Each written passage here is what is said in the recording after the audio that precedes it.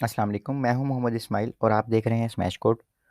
जैसा कि last lecture में हमने सीएसएस टेक्स्ट को डेकोरेट करना हम स्टार्ट कर रहे थे, जिसके लिए हमने 3 प्रॉपर्टीज़ पढ़ ली थी। और आज के लेक्चर में हम अगली 3 प्रॉपर्टीज़ पढ़ेंगे। हमने पिछले लेक्चर में सीएसएस टेक्स्ट कलर पढ़े थे, टेक्स्ट अलाइनमेंट पढ़ी थी और टेक्स्ट डेकोरेशन पढ़ी थी। इसमें हम टेक्स्ट ट्रांसफॉर्मेशन से टेक्स्ट शेडो तक पढ़ेंगे। तो टेक्स्ट ट्रांसफॉर्मेशन से शुरू करते हैं। तो टेक्स्ट ट्रांसफॉर्मेशन का मतलब ये है कि हमने टेक्स्ट को किस तरह हमने प्रेजेंट करना है। जैसे हमारे पास ये पैराग्राफ था और हम उसमें स्टाइलिंग कर रहे थे।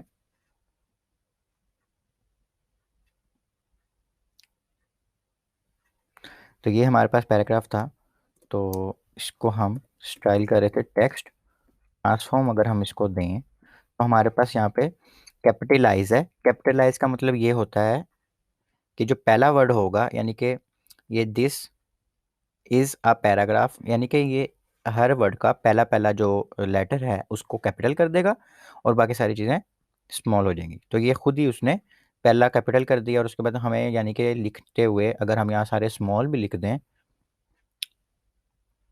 यहाँ पे हम सारे स्मॉल भी लिख दें तो भी, या यहाँ पे कैपिटल लिख दें तो वो खुद ही उसको मैनेज करके सबसे पहला लफ्ज़ कैपिटल कर देगा, तो उसके बाद बाकी स्मॉल कर देगा। ठीक है। उसके बाद है जी कैपिटलाइज के बाद है हमारे पास लोअर केस। लोअर केस में क्या होगा, वो सारी चीज़ों को स्मॉल लेटर में कर देगा। ठीक है। नेक्स्ट लाइन जब शुरू हो रही है तो उसने ये सिर्फ कैपिटल किया है, बाकी सारे उसने ये स्मॉल लेटर में कन्वर्ट कर दिए। उसके बाद हमारे पास है, अब इसमें हमें आसानी क्या होती है कि हमें देखना नहीं पड़ता कि हमारी अपर केस है लोअर केस है। जो हमारा जो कंटेंट होता है उसमें हमें फिर टाइम लगाना नहीं पड़ता। हम इसको इसी तरह स्टाइल कर लेते हैं, अपनी पूरी वेबसाइट को हम मेंटेन कर सकते हैं। अपर केस कर देते हैं तो वो सारे कैपिटल कर देगा। ठीक है। अभी उसने सारे कैपिटल कर दिए। तो ये दो तीन जो हमारे मोस्टली यूज़ होते हैं टेक्स्ट ट्रांसफॉर्म, तो वो मैंने आपको बता दिए। बाकी इनिशियल और इनहेरिट का सारों में सेम ही होता है। नन का मतलब क्या है, जो हमने लिखा होगा फिर वही आएगा।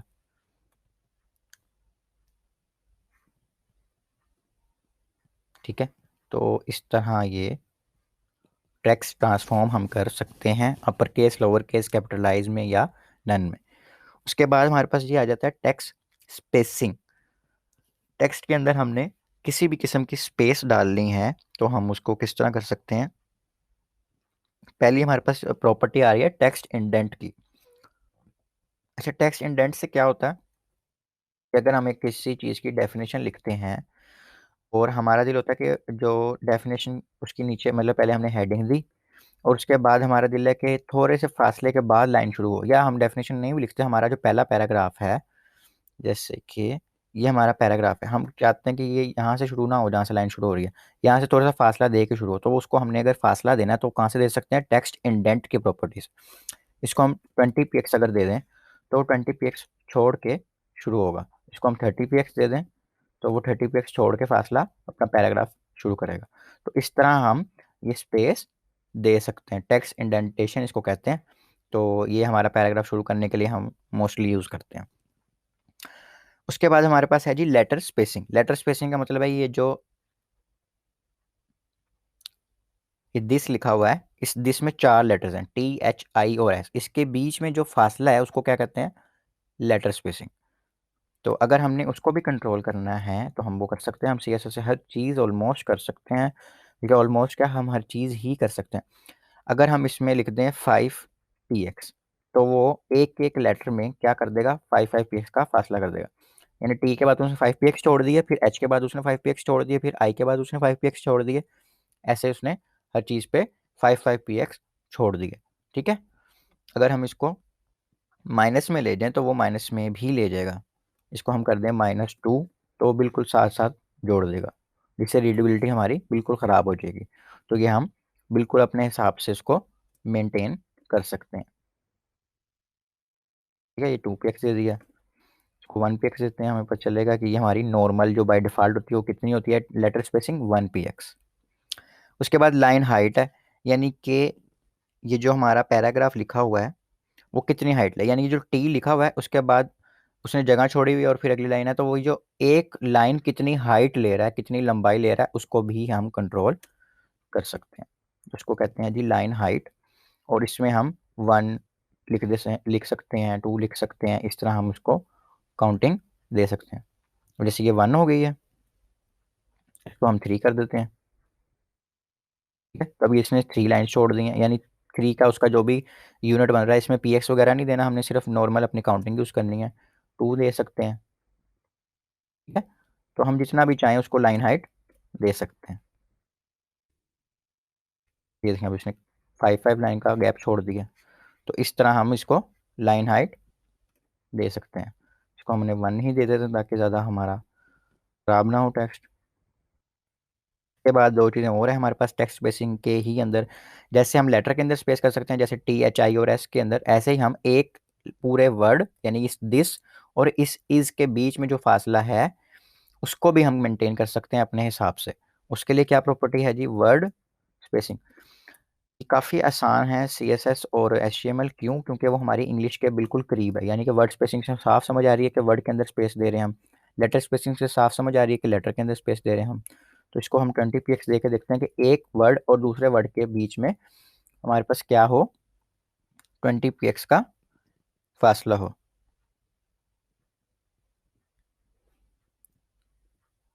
तो ये ए देखें, अब एक लेटर और दूसरे लेटर के बीच में कितना फासला आ गया, जो हमने 20 px दिया था उतना उसको फासला लग गया। इसको हम अगर 10 px कर दें तो वो हमारा फासला कम कर देगा। तो हम इस तरह वर्ड स्पेसिंग भी दे सकते हैं। उसके बाद हम वाइट स्पेस दे सकते हैं। ठीक है, वाइट स्पेस से क्या करती है जी, खाली स्पेस है, इसमें हमारे पास क्या है, सबसे पहले है जी नॉर्मल। इसको अगर हम नॉर्मल कर देते हैं, और इसको एक सेकेंड, इसमें HTML में हम थोड़ा सा चेंज करते हैं इसको।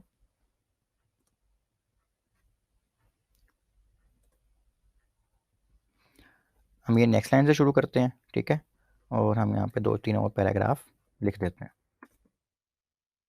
लिख देते हैं। ठीक हो गया। अब हम चेक करते हैं हमने इसको क्या किया हुआ है जी, टेक्स्ट वाइट स्पेस को हमने कर दिया नॉर्मल। ये हम ना वर्ड स्पेसिंग वगैरह भी गलत ख़त्म करते हैं ताकि हमारा थोड़ा सा हम जो समझना चाह रहे हैं वो हम समझ सकें। और इसकी विड्थ को भी हमें नॉर्मल करना पड़ेगा।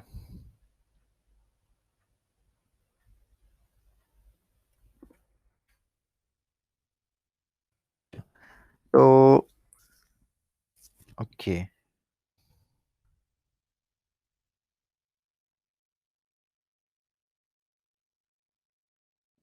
अच्छा, अगर ये हमारा फुल पेज है 100% पे, हम जूम इन करके देखते हैं तो हमें इसलिए बहुत बड़ा बड़ा लग रहा होता है। तो ये हमारा पेज है। अब अगर हम देखें कि हमने जब HTML में लिखा था तो हमारी ये एक लाइन के बाद हमने ये लाइन छोड़ दी थी, एक किस्म की ये लाइन छोड़ दी थी, और उसके बाद हमने नेक्स्ट लाइन से अगला पैराग्राफ शुरू किया और वहाँ पे 2 लाइनें लिखाई, और फिर हमने अगली लाइन पे फिर एक और लाइन की। लेकिन यहाँ क्या हुआ, उसने आगे से आगे लिखता गया और उसने सारा कुछ ही एक लाइन में ख़त्म कर दिया। क्यों कर दिया? क्योंकि आपको ये पहले भी बताया हुआ है पिछले लेक्चर्स में, जब हमने प्री का टैग पढ़ा था HTML के अंदर। अगर आपने वो नहीं पढ़ा तो आई टैग के अंदर आ जाएगा, तो आप वो वीडियो देख लें कि जो HTML है वो ये जो स्पेस होती है, ये खाली स्पेस, बेशक आप यहाँ पे एक स्पेस लगाएं या बेशक आप यहाँ पे 10 लाइनें छोड़ दें, उसने उसको मैटर नहीं करना। उसने सारी चीज़ों को पकड़ के सिर्फ एक सिंगल स्पेस में कन्वर्ट कर देना है और हमें दिखा देना है। अब इस चीज़ को हमने अगर सही करना है तो हम प्री का टैग यूज़ करते थे HTML में। ठीक है, लेकिन अगर हमने यही चीज़ CSS से करनी है कि हमने प्री टैग के अंदर वो चीज़ नहीं लिखी और अब हम चाहते हैं कि वो वैसे की वैसे शो हो जैसा हमने उसको लिखा है, जितनी स्पेसिस दी हैं उतनी ही आए, तो हम उसको फिर वाइट स्पेस से यूज़ कर सकते हैं। इसमें हमारे पास और क्या चीज़ है जी, नो रैप। देखते हैं नो रैप से क्या होता है। नो रैप से भी हमारे पास वही स्टेट बन गई है जो हमारी नॉर्मल स्टेट थी। ठीक है, अच्छा, उसके बाद हमारे पास देखते हैं हमारे पास क्या है। यहाँ पे हमारे पास एक ऑप्शन आ रही है प्री की। प्री कीवर्ड, प्री नाम था हमारे टैग का, जिसमें हम क्या करते थे, जैसा हमने टेक्स्ट लिखा होगा ना, सेम टू सेम वैसे आ जाएगा। जैसे कि सपोज मैंने वहाँ पे एग्जांपल दी थी कि हम पोइम लिख रहे हैं, तो पोइम में क्या होता है, एक लाइन खत्म होती है तो फिर वो अगली लाइन से शुरू करते हैं, एज अ पैराग्राफ नहीं होता। तो अगर हमने वो करना होता था तो हम प्री टैग के अंदर जो भी टेक्स्ट लिखना होता था लिखते थे, और बिल्कुल सेम टू सेम आ जाता था। तो अब इसी तरह CSS में कैसे करना है, हमने वाइट स्पेस के अंदर प्री का टैग, प्री की उसको वैल्यू दे देनी है। अब देखें, इसके बाद मैंने HTML में आपको दिखाता हूँ, इसके बाद छोड़ दी थी जगह, और उसके बाद दो लाइनें भी खाली छोड़ी, तो उसने दो लाइनें भी खाली छोड़ दी। उसके बाद उस एक लाइन पे मैंने दो लाइनें लिखी थी, एक लाइन एक पैराग्राफ, और ये दूसरे पैराग्राफ, और फिर छोड़ दी थी। फिर उसने आगे सारा कुछ छोड़ दिया, हालांकि ये पूरी उसका पैराग्राफ की ही जगह है, वो लिख सकता है। उसके बाद फिर उसने अगली लाइन से शुरू किया। अब यहाँ पे भी हम एक लाइन छोड़ के देखते हैं कि वो लाइन छोड़ता है, तो उसने लाइन छोड़ दिया। मैं इसको रिपीट करता हूँ कि जो HTML है या ये हमारे ब्राउज़र, ये सारा कुछ, ये वाइट स्पेस को कंसीडर नहीं करता। आप जितनी मर्जी वाइट स्पेसेस देते जाएं, ये एक ही स्पेस उसको रखेगा। तो अगर आपने अपने बिल्कुल फॉर्मेट वो रखना है जैसे आप लिख रहे होते हैं HTML में कंटेंट को, अपने टेक्स्ट को, तो आपको क्या करना पड़ेगा, वाइट स्पेस को प्रॉपर्टी देनी, वाइट स्पेस के प्रॉपर्टी को आपने प्री का कीवर्ड दे देना है, यानी कि प्री की वैल्यू दे देनी है, या आपने ये जो पी के अंदर सारा कुछ लिखा हुआ है आपको ये प्री के अंदर लिखना पड़ेगा। ये मैंने HTML में भी पढ़ाया हुआ है, मैं आपको ये दिखाता हूँ कि हम इसको कमेंट कर देते हैं। और ये अभी भी वैसे का वैसे, ये थोड़ा सा छोटा इसलिए हुआ है क्योंकि पैराग्राफ की इसको स्टाइलिंग लगी हुई थी, और वो सारे जो स्टाइल्स थे वो ख़त्म हो गए हैं, ठीक है। तो ये अब प्री जैसा हो गया। इसकी बेशक मैं आपको क्लास भी खत्म करके दिखा देता हूँ कि इसको अब कोई स्टाइल नहीं लग रहा, ये जस्ट प्री की वजह से ही वो फॉर्मेट बन रहा है जिस फॉर्मेट में हमने HTML लिखी है, ठीक है। तो ये देखें बिल्कुल सेम वो फॉर्मेट बन गया। अब सारी क्लासेस भी हटा दी, सारे स्टाइल्स भी हटा दिए हैं। तो अगर ये करना है तो ये कर सकते हैं, वरना हम किसी और टैग में भी सारा कुछ कर सकते हैं। किस तरह कर सकते हैं, जैसे पी के साथ नहीं हुआ, वो सारा कुछ एक लाइन में आ गया, लेकिन सिर्फ एक प्रॉपर्टी हम दें वाइट स्पेस और उसकी वैल्यू दे दें प्री, तो क्या हो गया, वापस वो हमारे उसी स्टाइल में आ गया जिसमें हम काम करना चाह रहे हैं, ठीक है। ये अब मैंने जूम करके भी आपको दिखा दिया कि जिस तरह हमने लिखा है उसी तरह हमारे पास आ गया। अच्छा जी, वाइट स्पेस पढ़ लिया हमने। उसके बाद हमारे पास है जी टेक्स्ट शेडो का। The text shadow property adds shadow to the text.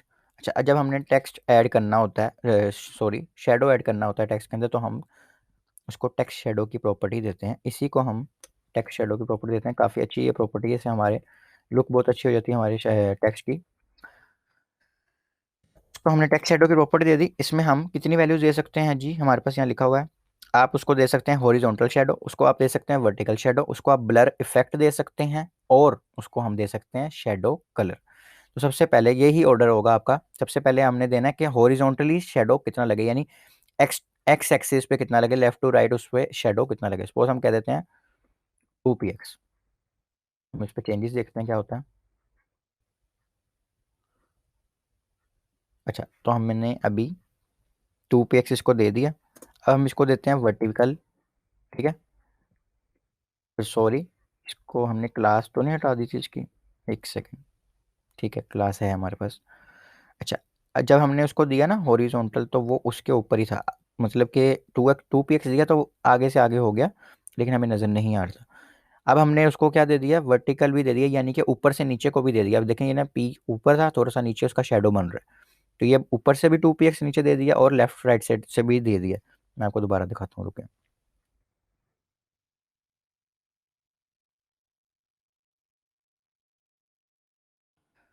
पहला जो हमारा होगा वो हॉरिजॉन्टल शेडो होगा, ठीक है। उसके बाद हमने इसको साथ ही वर्टिकल भी देना है ताकि वो नज़र आए, ठीक है। दोनों देंगे तो वो नज़र आएगा। ये पहली हमारी जो वैल्यू है वो हॉरिजॉन्टल के लिए है, दूसरी वैल्यू है हमारी वर्टिकल के लिए। हम इसको जरूरी नहीं 2px ही दें, चेंज कर सकते हैं, हमारी मर्जी, जितना मर्जी हम कर सकते हैं। देने हैं आपने दोनों। ये देखें अभी थोड़ा सा नीचे आया, यानी ज़्यादा नीचे नहीं, पहले ज़्यादा नीचे आया था। एक ये चीज़ होगी। उसके बाद हमारे पास है ब्लर, इसको कितना करना है हमने, यानी ये बिल्कुल प्रोमिनेंट है इस वक्त देखा जाए ना, तो बिल्कुल जी जैसे ऊपर है ना वैसे ही नीचे। अगर हमने इसको थोड़ा सा प्रोमिनेंट करना है, हम इसको कहते हैं कि जी 1px ब्लर हो जाए। ये देखें थोड़ा सा वो ब्लर हो गया, और हमारा जो टेक्स्ट असल है वो हमें रीडेबिलिटी उसकी बढ़ गई है, हमें वो पढ़ा जा रहा है। हम इसको और कम कर सकते हैं, हम इसको कह देते हैं 0.5px। को हम 1.5 करेंगे, ये और क्लियर हो गया। ठीक है, ज़्यादा करी जाएंगे तो और क्लियर होता जाएगा, और कम करते जाएंगे तो वो और ब्लर होता जाएगा। ठीक हो गया, ये हो गया। इसके बाद हम इसको 2 कर देते हैं। अब ये और कम हो गया, लेकिन ब्लर है, अभी भी हमें पता चल रहा है कि कोई चीज़ शेडो है। इसके बाद हम इसका कलर भी कंट्रोल कर सकते हैं, यानी ये भी पर्पल ही है ना, जो उसका कलर था उसने उसी को ले गया उसको, उसके अंदर यानी जो कलर था हमारा उसी को उसने शेडो भी ले लिया, इनहेरिट कर लिया।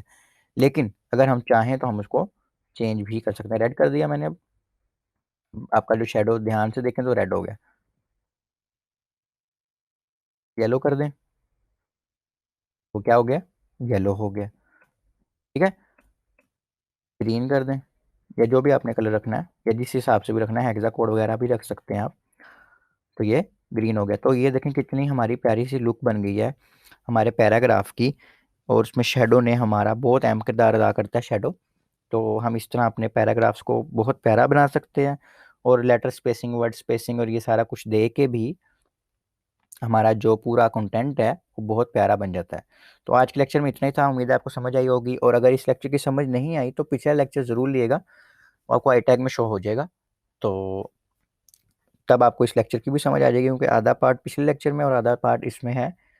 तो अगर कोई और भी क्वेश्चन है तो आप कमेंट कर सकते हैं, या फेसबुक के ग्रुप में ज्वाइन हो सकते हैं, स्मैश कोड कम्युनिटी के नाम से ग्रुप है, उसमें भी आप अपना क्वेश्चन पोस्ट कर सकते हैं। और वीडियो को लाइक करिएगा और चैनल को सब्सक्राइब करें, ताकि आपको नेक्स्ट वीडियोस भी मिल सकें। अपना बहुत सारा ख्याल रखिएगा, मिलते हैं अगली वीडियो में। अल्लाह हाफिज़।